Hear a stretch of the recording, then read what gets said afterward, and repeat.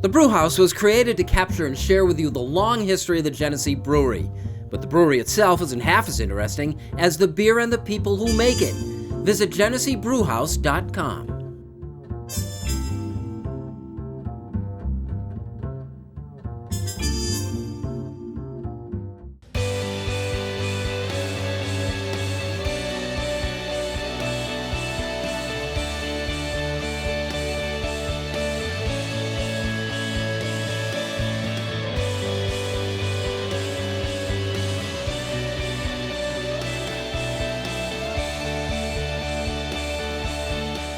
Hello everyone, thanks for joining us. This is the Rochester Press Box, presented by the Genesee Brewhouse. And nice to have Kevin Oklobzija back with us. Kevin? Great to be here. Mike Catalana? Good to be here. And wearing what this week, Pat? Well, we're right around the corner from Bill's training camp. Bill signed a lot of mid-level free agents they hope that work out. This would be one of the more recent ones that everyone forgot about. London Fletcher. No, Kawika Mitchell. Former linebacker, Super Bowl hero, showed up in Buffalo, and everybody forgot about him immediately. Not you, though. Oh, he's got the jersey. Now he's immortal. Clearance rack. Kevin, it's been quite a week for Major League Baseball. I think they took the All-Star break as an opportunity to really push the game. I think it worked. I'm most proud of Justin Verlander, though, for calling out the commissioner on the baseballs that aren't baseballs, the Super Bowls they use, but whatever. I think there's more interest in baseball, whether it's because of the home runs, I don't know, but the players have a lot to do with it, whether it's Lindor's smile or whatever it might be. The home run derby was...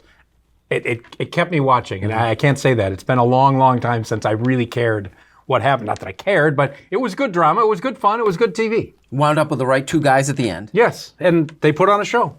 And I was mostly interested, I was fascinated by the whole radio disc jockey thing that they did during the All-Star Game proper to try to give these guys a face and a name and a personality. They're trying. They need it because they're getting like 24-hour windows on this. It's not sustaining. And it's so obvious when you look at the difference between that and the NBA. I mean, the NBA just controls the narrative in the total off-season around the country. Baseball should be able to do it, and they're taking some steps. To Kevin's point, they're trying to make these guys more than they are. But nationally, fans still don't react. They don't react to individual baseball players. Baseball continues to be a strong regional sport. It is not a strong national sport. Like Lindor's a cool guy. They put the mic on him last night. That's great. You got to be locked in and watching the All-Star Game to start to appreciate that. Are you then watching Cleveland Indian games? I mean, that's been the difference in baseball and the other sports. Again, it's working at a certain level. It's not working at the big picture level. Well, you got to focus on the things that people want to see. Your bad behind pitchers that everybody either loves or hates, and Verlander kind of created that for himself this week, and then your home run hitters, and what Vlad Guerrero Jr. did for baseball the rest of the season. I will say this, I was a diehard Blue Jays fan back in the day, still am, but I don't have a lot of time to watch games anymore because of the kids. I am now going out of my way to try and catch more Blue Jays games because Vlad Guerrero Jr. is the most terrifying man I've ever seen in my life. The way he swung that baseball bat with such anger and velocity, double swing off in the... How about this? This will help. Play the All-Star Game the night before the Home Run Derby, because that All-Star Game was such a letdown after what happened at the Home Run Derby. And I know you were having a hard time watching it because you hate home runs. We've talked about this before. But no, I mean, listen, I was impressed with the step forward that baseball took because they've been on the back burner compared to the NFL and the NBA and even the NHL when getting their stars out in front. And what picked up the NBA? Offense. I mean, they have tried to go up-tempo. They've done a lot of things to create more excitement in their game with offense, as did hockey. As did the NFL with pass interference penalties not being called, or being called rather. Baseball, whether Rob Manfred's the guy who said we need different baseballs, we need home runs, we need offense. I mean, the proof is in AAA. Home runs in the International League using the Major League Baseball this year are up 61.2% from this point last year. In the Pacific Coast League, up 59%. What makes sports work? What makes it work is love and hate. Right? There's very little hate still in baseball. Yankees and Red Sox has hate. You need hate.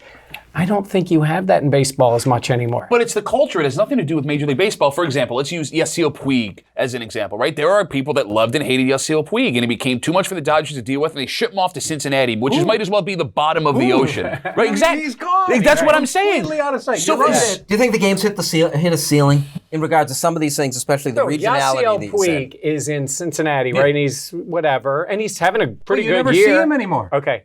Russell Westbrook is in Oklahoma City. He is a player that people either really like or He's in Oklahoma City at the moment. So, I mean, you can be in other places. I think that the nature of basketball sets itself up because these players are the team or a big part of the team. I just think baseball's lost. I mean, what franchises? Cardinals and Cubs, right? Kind of. They pushed it on everybody. Yeah, and Dodgers and Giants, I guess. West Coast, Yankees and Red Sox is really the only one I think that has maintained that. Cardinals, and you know that because they're sending them to London. They're so nice. The football there, game they played in London, though, I think it lost part of the luster there. 17-10. Yeah. This is the Rochester Press Box presented by the Genesee Brewhouse. We talk about the Buffalo Bills next.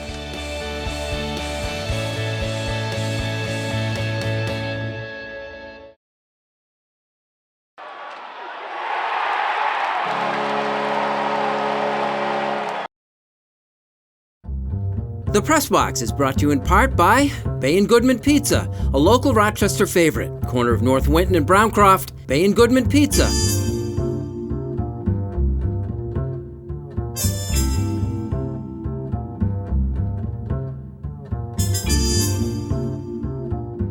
Welcome back. Thanks for joining us. This is the Rochester Press Box presented by the mighty Genesee Brewhouse. Buffalo Bills, 6.5 over-under in Vegas. Early on now, as training camp is on the near horizon, how do you look at that? Yeah, I think it's right about where it should be. I think they have a very legitimate shot to be over that this year. But again, when you look around the country, do you think people are overly impressed with Josh Allen and this group of skill position players? And I think that's what a lot of people look for towards wins. I think the defense will be good. I think the offense has the potential to be there. But I can see why their number is 6.5. If I went around the country without anybody knowing and said, where do you think the Bills are over and under wins?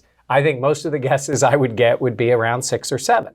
And again, they have the potential to be more. They have a lot of games that are right on the edge. Yes, and That's the NFL. I think I've gone through the schedule 3-4 times. I think if we sat around here and started throwing out names of teams, I think we could all be pretty close on what we think the Vegas number is going to be on them on wins and losses. Well, it's funny. The 6.5 in Vegas is the Mike Catalana special, right? Yeah. Like, how do you survive in one market? Which is always meaning you're usually right because they're always right around that 7 and 9 mark. Tipperoo for all you young kids that want to be broadcasters. How do you survive in one market for decades? Pick the Bills to go 7 and 9, 8 and 8, 9 and 7, and then the best every single year. And then have the Bills every year go 7 and 9. 25 years ago, 30 years ago, Donnie Lever was coaching the Amerks and said, you know, the best thing you want to do as a coach really is be about 500 because you're a little above 500, right about that, because you're okay. There's expectations that you might be better, but okay, I got, the idea of being a 500 team is, are you a 500 team on the rise? Well, right. That's what you don't, then you're okay. Yeah. But you under promise, so the 500 looks good. Right.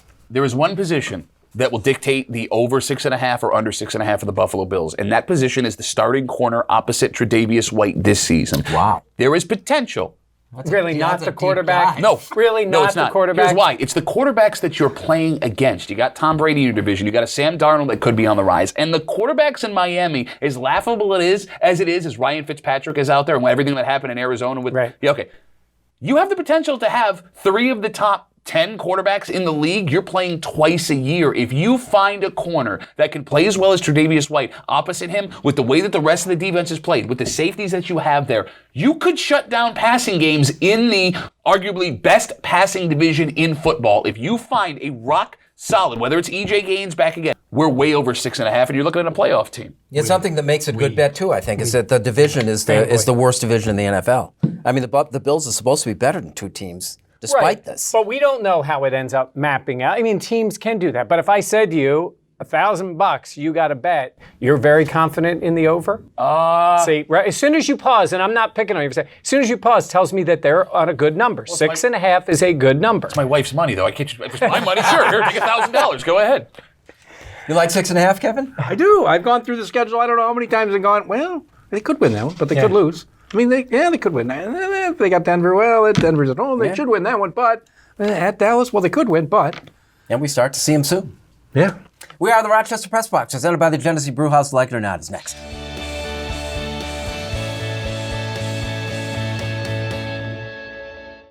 Here's the Press Box trivia question, brought to you by Market View Liquor, where exceptional customer service meets an extensive selection. Jefferson Road at 390.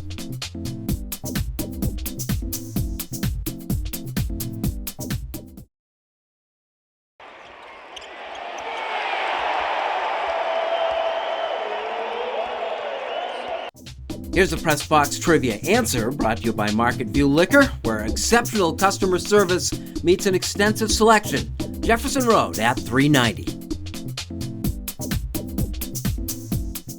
Welcome back. Thanks for joining us as the Rochester Press Box presented by the Genesee Brewhouse. Now, the impact of the women's national soccer. Well, it's interesting. I don't know if they need this impact. Like, the women's U.S. national soccer team has been a group of celebrities for, I would say, 12 years now. Like, listen, I was having a discussion with Kimmy from the break room this morning before the show about it.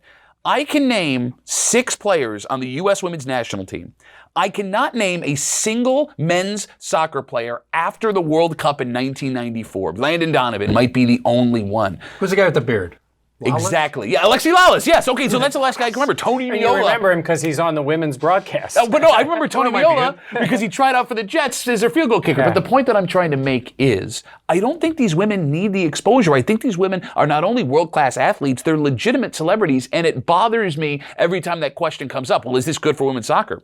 I don't think they need it. It's good for women's soccer at a national level, too. They are celebrities. It is a winning team. People love winning. They have, beaten the world.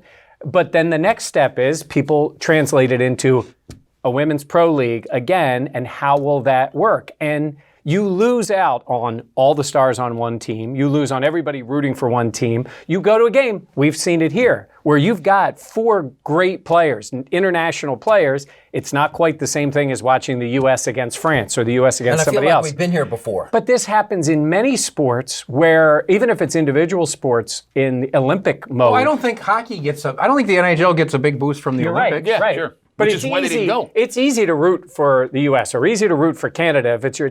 But when you separate people in teams, it just becomes different. But what's really bizarre is, you do the Women's Professional Soccer League, and even here in Rochester, where you have the greatest player arguably that ever lived, you weren't drawing. Yet nobody knows who the men are. Side by side, Cincinnati and Atlanta with the MLS are outselling their NFL franchises for professional soccer in America with men, and nobody's going to women's games. How does that make any sense to anybody? I just think it wears off. These things don't come up often enough, so the interest dies down, and there's nothing. Doesn't seem to be that it gets sustained. Well, here's That's a just tough it. The sell. momentum does not continue, and as Mike said, I mean, look at what we had here. This was supposed to be a great soccer market and a great market for women's soccer with Abby, and Well, you're right, and I'll make the example. If that team toured now, went around the country, and I don't know if there's a plan to do that now. You would think maybe there would be, depending on. They would sell out all over the place for a period of time, because that's going to maintain. They're going to see the U.S. women play. And they did They're going that to go here celebrate. against Iceland. Exactly. that was And cool people, night.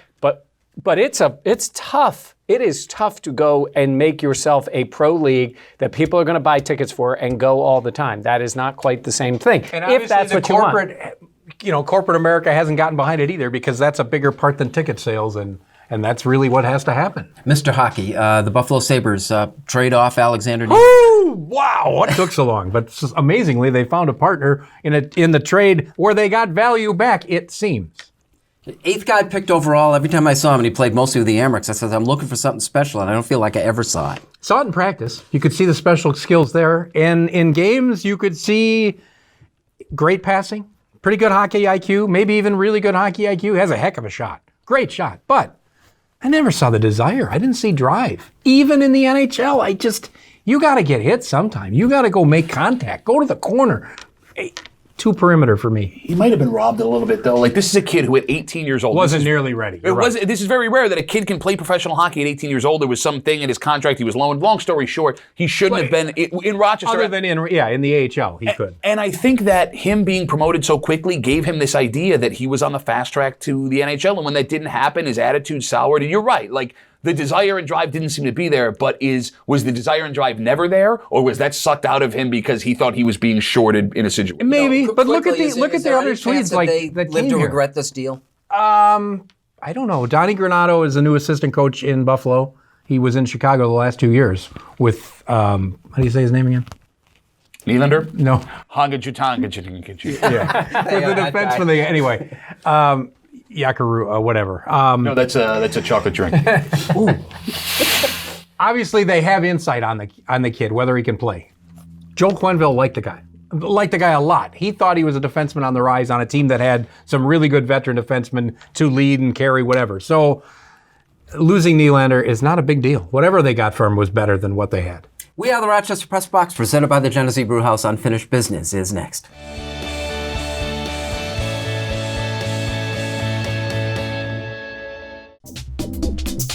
And now here's this week's MVP Experience Stat of the Week, brought to you by Sport Clips, where it's good to be a guy.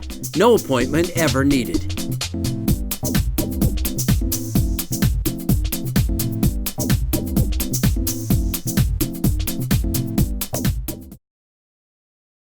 Came now to Eichel. He floated one. Unwrap a sweet escape at Dunkin' with Hershey's Cookies and Cream and Heath flavors in your favorite espresso drinks. And make it even more delicious with a $2 medium latte or cappuccino between 2 and 6 p.m. America runs on Dunkin'.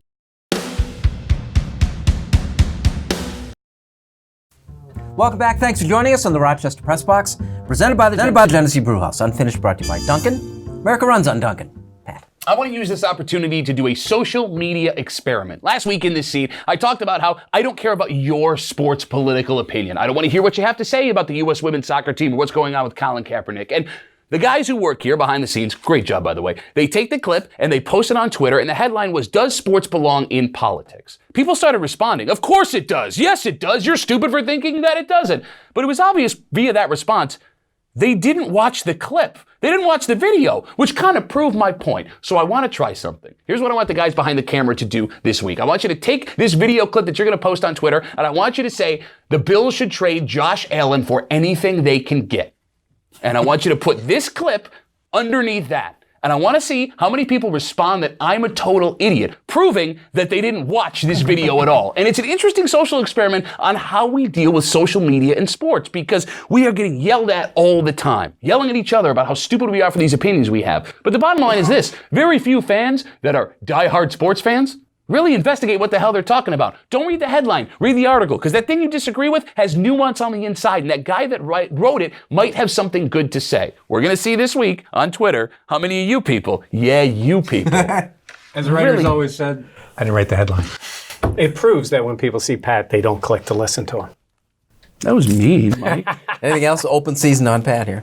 I'm good. Go ahead. Well, we touched on the Alex Nylander trade, and I think Jason Bottrell's done a pretty decent job of being patient as the general manager of the Sabres. Could have come in and said, Alex Nylander, this guy hasn't done a thing. I'm getting rid of him. He actually, by waiting, and maybe couldn't find anyone who'd take him. I don't know. But he got a good young prospect back. That's a good thing. His coach that he hired, Ralph Kruger, I like it. I think coaching was a problem as far as reaching players and the communication and the room. And Ralph Kruger's really good at knowing and dealing with issues that may come up within a team. I think the Sabres might have had some. It's a reason Ryan O'Reilly's not there anymore, whether it's personalities, whatever. So I think it's been a good mix right now, a good fit, hasn't rushed into things. That's important. Tim Murray was a little impulsive. I think Jason Bottrell's patience will pay off. Pretty good endorsement of the new coach. We haven't heard a lot of that. I'm impressed with what I've read, what I've learned from other people, and what I saw myself at Olympic Games. All right, we talked a little bit about baseball. We've talked many times about the Bills, and it's something everybody wants in sports, right? And it's relevancy. And this week I said something after the NBA free agency thing got done on social media, and I said, the problem with the Knicks, who may try to go get Russell Westbrook, is they've been an irrelevant franchise. Oh, did I touch a nerve with Knicks fans? They got so upset. And the response I got from a lot of people is, they're worth $4.5 billion. Well, that's great. They're an irrelevant franchise. They are not the team anybody looks to. They don't have star players. They don't have a winning culture. They don't have a front office that people respect. And they just got punked by the team in their own town or the next borough over with the Brooklyn Nets. They are irrelevant. Look, we cover the Bills. We've been around the Bills a long time, the Bills for many years, and still to this point are somewhat of an irrelevant franchise because of the product they've put on the field. Now, they can change that. They have gotten better, but relevancy comes with winning or the potential for winning. Sorry, Knicks fans, you don't have it. You haven't had it, and maybe you'll make a move by Westbrook to try to buy some of that, but that's the equivalent of the Bills bringing in T.O. It gets you a little buzz for a while, doesn't change the franchise. They need something major to change. They need some way to get players that everybody respects, and they need Madison Square Garden to be the place about the home team instead of the teams coming in to play against them. The knee-jerk is like the NBA needs Madison Square Garden, but actually they're showing they don't. Good point. They've got quality teams in many Northeast cities and in both teams in LA, still Golden State. They don't need the Knicks. It'd be great if they had them, but they don't need them. We are the Rochester Press Box, presented by the Genesee Brewhouse. Unfinished Business brought to you by Duncan. Kevin, thank you very much. My as pleasure. Always. Michael? Yep. And what was the trade him for anything that moves? Trade Josh Allen for anything you can get. Do it. Listen to it. Do it. Thanks for watching. We'll see you next week with the Rochester Press Box.